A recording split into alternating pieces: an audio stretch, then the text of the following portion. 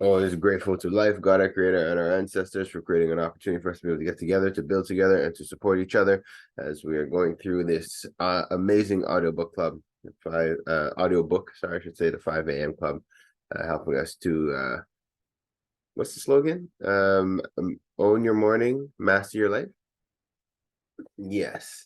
So with that, I am going to cede the floor to our sister Shauna, who has been helping us to lead our audiobook club. Grand Rising Sister Shauna, who's actively working on the 5 a.m. club. I am. Good morning, everybody. How are you doing? Hey, Oh, good. a vacuum. Great, thank you. Um, That's a bad. sorry, I didn't see that until I saw it. Um, good morning. Thanks for joining us this morning. It's a small group today, but I appreciate the commitment. How did everybody find chapters 11 and 12 last week? Very good. Actually, I listened to it. I think I listened to it 3 times because both chapters 3 times, and it's because I had the opportunity to listen to it going to our retreat and coming back. It's about a 2 hour and a half, 2 hour drive, and there's some traffic. So I was able to listen to it, and it's actually because normally I listen to it in the car with my wife, and it's either she's driving and I'm listening so I could take notes. But because I was driving and listening to it by myself, I couldn't write things down. So I listened to it again just to retain the like some of the key elements. So I really enjoyed it.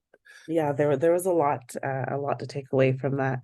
I want to know, in doing the daily 5 concept, as I was listening to it throughout the week, I was thinking to myself, because I also did listen to it a couple times, and I'm like, I don't know if it's more beneficial to have known all of this before or after, you know? It was a lot of reflection. A lot of what the artist was saying about his anxiety is very relatable. And so it was interesting to see how they're both figuring out ways to cope, I guess. Mm-hmm. Um, but Um, yeah, I just interesting to hear about the habits while we were trying to engage in those new habits, I guess. mhm. Did Yeah. anyone think that, what was your opinion on that? Do you think it would have been beneficial to have read it first and done the habits after, or was it good to have done it throughout the week while you're doing it? You know, it's an interesting question. I left my career in aerospace when I was 44 because of 9/11, and I got into professional business training. And the interesting thing I learned from making that transition from my engineering career to a career of professional business training is that I realized I had all the things I needed to do to be successful. I had all the tools. Mhm. I had the strategy and the leadership and the discipline, and this is what the speaker talks a lot about, Mhm. Mhm. is that we tend to be average because we accept it, because we tend to know not how to do better. I had all the tools to become the person I am today, and I've never stopped. I've never stopped learning. And I think that's the problem with most people, is we already have everything we need. We Mm. just don't know we have it. And Mhm. therefore we're not applying it. Mhm. And, you know, I often go back to professional business, not professional business, but in the sports world, how it takes 3 to 4 years to become a gold medal athlete. It doesn't mean the athlete didn't have the skills to get there. It's that they didn't know how to get there. And through training and coaching, they've learned how to get there. It's just like the Alouettes recently won the Yeah. football game when everybody thought they couldn't possibly do it. Mhm. Muhammad Ali in a boxing match. He turned out to be a phenomenal boxer. There's so many amazing people in the world that have become amazing because they applied the skills that they already had. So I think we talk about this book and the things that he talks about. and he's trying to light a fire under your butt and say, hey Yeah. guys, get with the program. Yeah. Mhm. And so that's it. So going back to my story there, I realized within the first few months that I had everything I needed to become a successful business owner, and I just had to get out there and do it. I think just to piggyback on what you're saying there, one of the challenges that we have right now is that a lot of us are comfortable as well. And I find one of the things that the book highlights is that, like your discomfort is like almost like a portal to your greatness. Like it's like your what was I had written down? It was something about like what was it? Facing your deepest weakness allows for manifesting your greatest strength. Right. So it's like, and I think if more of us kind of hit our challenges head on, opposed to, trying to divert from it, I feel we'd be a lot more advanced as a community and as a people. And I could say that especially in the work that we do in just trying to bring like-minded people together for the greater good. One of the things that it's like as a community we don't make the effort, like we're just like we come up with our own conclusions and then and we allow those to kind of dictate how we see a person, how we envision this business relationship going to go, and we cut ourselves, like we don't even try basically because we're like, we don't want that back now, we don't want the drama. But going like if we're able to kind of meet head on, it might be uncomfortable at first because it's different views, different opinions, but then we make that effort to grow together and build together, the outcome could be exceptional. But as a community, unfortunately, a lot of times you don't see that because we're not ready to kind of do the hard work, and we don't want to be uncomfortable. Yeah. It's if you don't mind me just also piggybacking on that, I was just saying it's also the concept of realization and methodology, and then tying it back into your sovereign self. And exactly like you said, a lot of us have compromised ourselves, our sovereign selves, because of, external factors. Mhm. Related, but not related, but I'm actually also reading another book, and it's called The Courage to be Disliked. And it talks about how all problems are interpersonal problems, and everything comes down really to your ego and whether or not you need to feel dominant in a situation or not, and that dictates how we deal with things. And so when we learn to love ourselves, and it just also goes back into that sovereign self, loving yourself and knowing yourself and being able to apply the methods as you realize who you are, in order to succeed. And it's small things that lead to the big things, but we think we have to make big changes, right? Mhm. Yeah. Brother Shalom, do you have yeah. Great. Great. We're all great. Great. We're the secret ingredient. Get with the We program. are. Grab with the program. Great. Mhm. Did anyone else have any opinions or any thoughts they wanted to share about this week's chapters? Maybe the story development. How did you guys feel about the development of the characters so far? I feel like the entrepreneur is definitely the main character. Yeah, between the entrepreneur and the artist.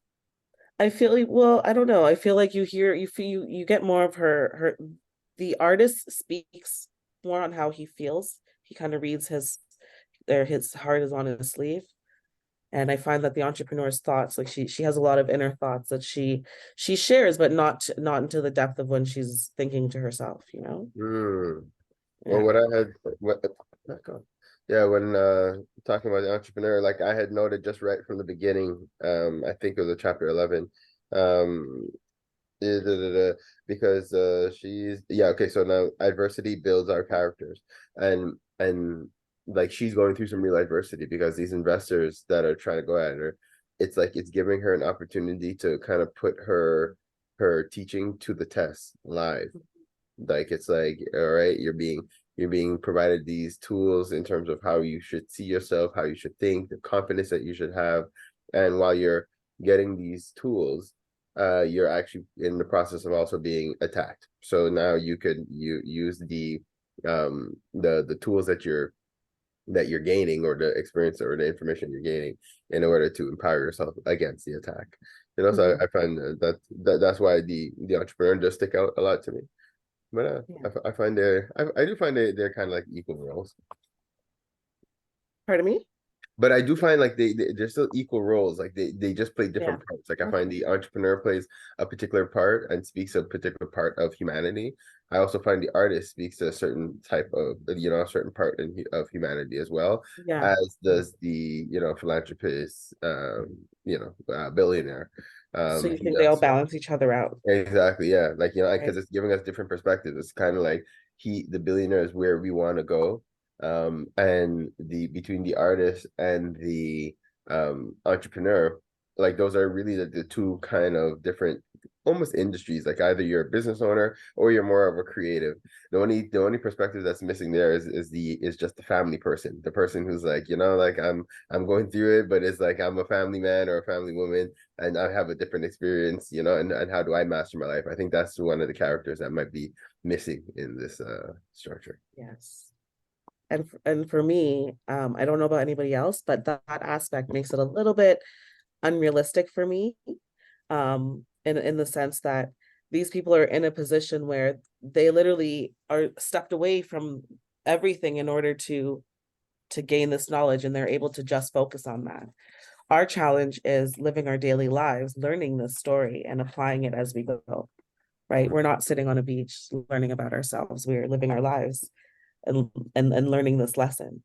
And so, and it doesn't, it's a little bit unrelatable in that sense, but Mhm. I get exactly what you're saying. Yeah. Well, experience is an expensive trainer. You pay for it one way or the other. Yeah. It's true. I like that. Hey, sister. Welcome. Hey, sister Welcome to our Carly. new Enjoy joiners. the weather. Yeah. Yes, I was just talking about we're not sitting on a beach. Right, yeah, You and, made and me, she is, Joey. she is. But to that point, shoot, you said something. The idea of us, and I can't remember if it's this book or another book that I'm reading, because I'm taking in so many audiobooks at the same time as well. But it made reference to us disciplining ourselves and going away, like making it a point to seclude ourselves, making it a point to spend some time. So if it means unplug for a weekend, if it means like, you have to hide away, like from your own family, from your own, like whether it be go somewhere for a weekend, but taking that time for yourself. So we might not have the luxury of, hopping in a private jet and going halfway around the world, just to be able to think. Yeah. but but like the idea of like, well, we have the healing, we have the retreat, that we can make available to people, but it could really just be you investing in yourself, booking a hotel for a weekend in your own city, become a tourist in your own city, but unplug, tell your family you're taking a moment, and just, like go and do that reboot and go and do that kind of workshop with yourself. Yeah. I think it's something that we don't take enough time to do, as a people. Yeah. And I feel like guilt is a big part of that. Mm. Right now I feel like I feel like guilt is a really big part of that. Why do you say that? I'm guilty of myself. I feel like, like for me personally, I'm Tyla. You met my friend Tyla. She was here I Mhm. think first book club meeting. Yeah. And she lives in Portugal and she's having her birthday party. And I'm debating whether or not I'm gonna fly out to Portugal for a week, Mm. because I do have like, my life and my son and my job. And I'm like, should I do this? Is it okay for me to enjoy myself while he stays at home and is not, Mhm. that kind of guilt. It's just kind of, is this a good time? Should I just wait so that we can both go somewhere? And so those type of things hold you back, right? When I Yeah. was Mm. younger, I used to be more impulsive. I used to do exactly what you said. I used to book staycations and we used to go up to like Simcoe every single Sunday and just sit on a beach around the lake. It would either be on the east side or the west side, but it was every Sunday in the summertime. It was what we did. It was our downtime to refresh. And Mhm. these things change as life as you get older and life continues, and we forget to be good to ourselves. The interesting thing is you don't get those opportunities or moments back, and I realized that a long time ago, and that is it's directed a lot of my decisions um, over the past 20 years because of that. Mhm. So yeah, I make decisions completely different today I have a completely different relationship with the money that I have today. I have a completely different relationship with my wife, with my family. When opportunities come up, I evaluate them and I say, well, if I'm not going to get that chance again at some point closer to the future, then I'm going to do it. Mhm. And I think that's these are lost moments that that we don't take in our life. And yeah, I mean, if I go back historically, I went to visit Australia back in 2016, and if I'd gone when I was 20, I probably would have never come back. Fair enough. It's like I this feel place the is same about beautiful. Japan. Yeah, and I've been there 3 times, so yeah, it's Oh wow. these are things that, yeah, I mean, if I hadn't taken that leap of faith in 2016, meeting my future wife, age 58, got married at 60, went to Japan to see her, French Canadian, by the way, not a Japanese, French Canadian who was teaching English in Japan. If I hadn't made those leaps of faith, I wouldn't be here today with her. So yeah. Very cool. That Did is, anybody else have anything else they want to add in? She Love, Fred, Janet? Yeah. Yeah. Good morning. Good morning, everyone.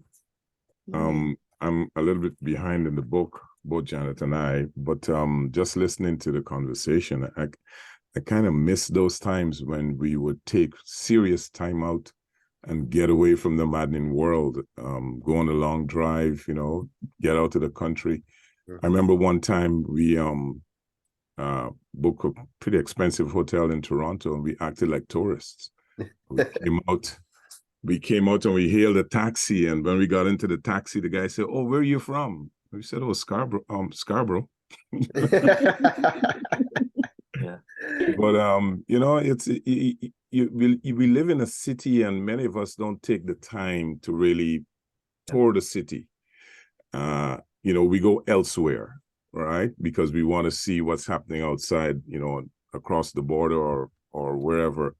But if we take some time out just to tour the city, get on the bus, get on one of those, upper deck buses and hang out like a tourist, you see it from a different perspective and you really get to appreciate the surroundings in which you've been living in for years. So yeah, taking time out is important, especially in the world that we live in.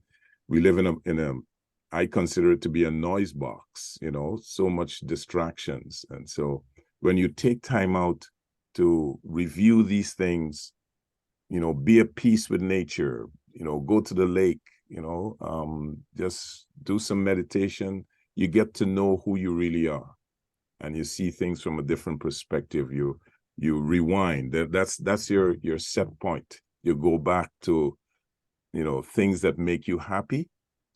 Even if it's in your own home, those thoughts that make you happy, it helps you to, look at life and appreciate the little things. Yeah.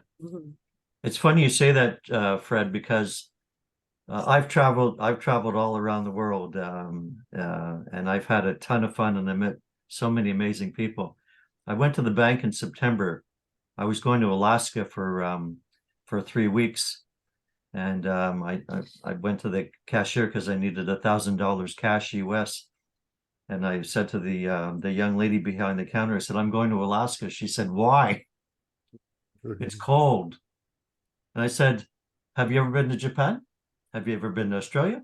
Have you been to Eastern Asia? Have you ever been to Vancouver? Have all the countries and places that I've been, I named them all off." And then I said, "So where do you go?" She says, "Cuba." Like, That's it. that's not the only place on earth. Yeah, right. Yeah. Yeah. Why do you go there? Because it's warm. It's warm, right? But But what a boring life. Yeah. Yeah. Brother She Love, I see your hand. Welcome, Brother Fabian. And then I have something to insert after She Love. Yes, Grand Rising, everybody. I'm kind of behind on the audiobook, to tell you the truth. But I did do the homework for and basically what I did is that I already had some kind of routine in my life, and I was focusing on enforcing them Mm. for the week. So things like making my bed, making my bed, make sure I make my bed. I have a morning routine. I have a daily routine. I have a system that I enforce, like working with blocks, by blocks, Mm. and to respect that, you know, and take breaks. Take Mhm. breaks when I, oof, you know, Yeah. I put my clock, but and it's ring, and I supposed to stand up and stretch and walk, but I keep it. I continue, so I work to enforce that, and my evening routine, which is probably the most important thing. It makes sure that you know I write down my daily wins. So it's Mhm. yeah, so things like that, and what I have to do for the next day. So basically, I was focusing on enforcing them. Those are not big things, but those are, you know, important things that I know that has great value in my life. But for some reason, you know, I think it's Jim Rohn that say that if it's easy to do, it's easy not to do, right? Yeah. So so that was my wins and my challenges at the same time. So Nice. Thank you for sharing, brother. Yeah. So, Yeah. and Sister Janet, I see you, so I'll just add something real quick, and then Janet, the floor is yours.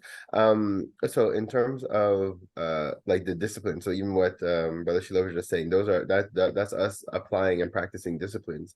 But what I find this book is also getting us to do, like actually, Sister Tashana, what you're saying now in terms of making the decision on going on a vacation or you know, or just going away for a little bit, like we do want to appreciate life. You do want to live and have experiences. It's something my wife and I we do actually we travel separately often. Actually, she's like you know, I've heard her sister when they go somewhere, they'll go like it's we don't always have to go to places together, and we do find it actually even reboots our relationship. Taking a little bit of time away from each other sometimes is a you know it's a little bit of a refresher. I don't know, like we were married for like I don't remember now. I think 17 years, 16, 17 years. But at least it gives us you know a little bit of a space and a reboot. Absence makes the heart grow fonder, you know, type of thing. But even what you guys were doing as just like your staycation, so to speak, where you and your husband would go you know, drive to different things, those are the disciplines that I would strongly recommend you pulling back into your life experience, because that's what life is about. Like right now we're very much in it, you know, and we're kind of in a rat race almost. But Mhm. that's what this book is showing us, is to Gerbil pull wheel. the The brakes, gerbil wheel. stop. Yeah, you know, like we're on a wheel, you know, but pull brake, stop, because it's like life, and I'm experiencing right now with some loved ones and stuff like that. When you get sick, when something happens, everything stops anyways, no matter how much you thought you were super busy and you couldn't take the time. When you have to take the time, you will. Life will force you to. So before it gets to that point, take time for yourself. Take that pause, take that, you know, because that's you'll be surprised, and you never know. You might go away and find a new opportunity, come back with some crazy revelations. All kind of things might happen. Sister Janet. Yes, Grand Rising, everybody.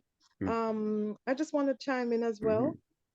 Grand Rising Love the Queen. topic because Ken, I hear you, and Pharaoh, just what you just said about sometimes taking vacations separately. We have done that over the years, and I know one of the regrets Frederick has is a vacation that I took driving 8 kids across Canada when I was younger. You're a saint, a saint. And that our son Kofi was only 7 years old. And he remembers that trip as if it was yesterday. Mm. And it was awesome. We took 1 month and we drove everywhere across Canada, going to Vancouver, then picking up some more relatives in a minivan, a brand new minivan. And we had so many adventures. That's awesome. And then we drove back across the US and we just stopped everywhere. If a lake looked good, we swam. If the That's place awesome. looked good to rollerblade, we rollerbladed. We drove a car to the car wash and we wet up all our clothes. We slept in Banff National Park and there was a deer at the window when we woke up. So we just had so many adventures. And guess what? We're now in the process. Everybody has agreed that it's going to be a fantastic Netflix road trip movie of one Black woman driving across the state with a bunch of kids. I put Kira, when I lost the bank card, I put Kira in the garbage dump because I thought we had thrown out the bank card at the restaurant we stopped. And so we had a flat tire in the middle of the night, sleeping. Oh my goodness. You have no idea how many adventures we had. And I've spoken with with my niece who's now a producer in New York, and she said, let's do this. So now we're just beginning to compile the memories. We have all the old videos. We went to the national park. Oh, anyway, I say that to say, when you decide on doing something, you really should. And the age is really important, because would I do that today? Probably not with a bunch of kids, but I'd certainly see Frederick and I doing stuff like that. And to the opposite effect, this year we had planned. Sometimes you make plans, and there's a famous saying that I like: if you want to make God laugh, tell him about your plans for tomorrow. And Frederick and I, we downsized, we unpacked so many stuff. We sent boxes and boxes and boxes of stuff to a charity in Jamaica. Even my good enough Christmas tree, I said, well, we won't need it this year. Let's just give it away, right? No, I don't have a Christmas tree because they're too expensive and I don't want to buy one, right? But the plans did not work out. But we're not going to forget those plans. We're just going, they've been delayed. And so sometimes, even when you can't foresee the future, and you make these plans and they don't work out, and you could go into depression mode, because I had plans to be in a hot air balloon driving over seeing the wildebeest in Africa, in Tanzania. That was part of the plan this year. But did it happen? No. Am I hoping it will happen next year? Absolutely. So I just want to throw that in as mine. You can't live in hope. Thank you. Thank you for sharing that. So, Yeah. and just now let us know about our homework real quick as we're about to transition. Time Yes, flew, we had a great time. it did. Yeah, time did fly. This week, we are reading chapters 13 to 15. Your task for this week